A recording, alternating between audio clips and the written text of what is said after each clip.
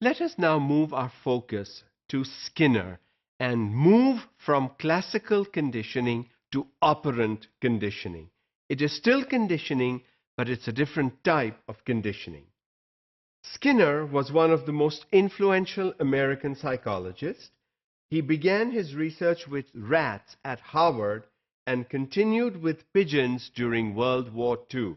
And the rat box and the pigeon box are two of Skinner's great achievements in helping us understand how behaviors are learned.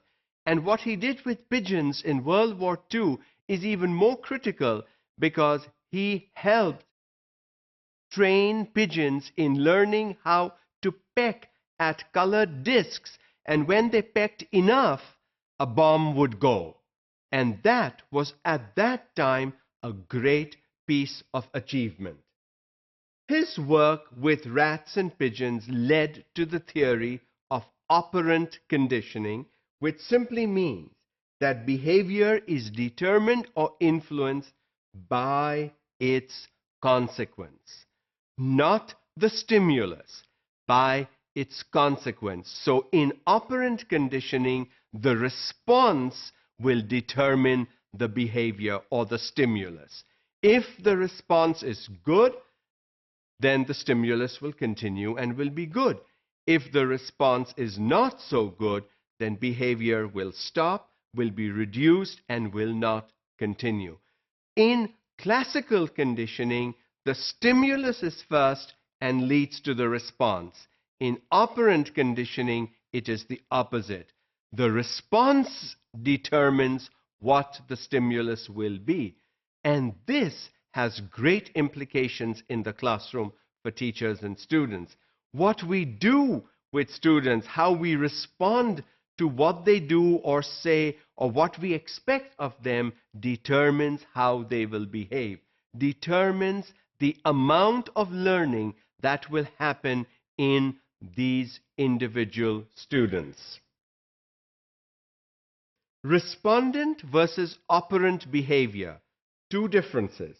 Respondent behavior is the elicited response tied to a definite stimulus. For example, in the case of Pavlov's dogs, the stimulus was generating the response. So the response was tied to a stimulus, the ringing of the bell, and the response was made. So the stimulus led to the response, and that is why it is respondent behavior. It's the way you responded to a particular stimulus. Operant behavior, on the other hand, is the emitted response seemingly unrelated to any specific stimuli. So you do good work and the teacher praises you. You behave at home and your parent praises you. You look after your little brother and your mother praises you. The response is praise. The stimuli are unrelated. That's the difference between respondent behavior and operant behavior. Operant behavior is not tied to a particular stimulus. Operant behavior is open to a variety of stimuli, and you can give the same response.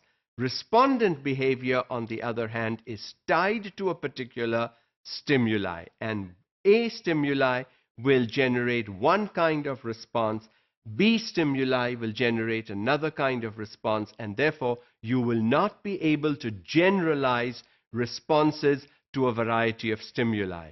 In operant conditioning, that is possible to do, and that is why one type of response works in a number of behaviors. For example, praise.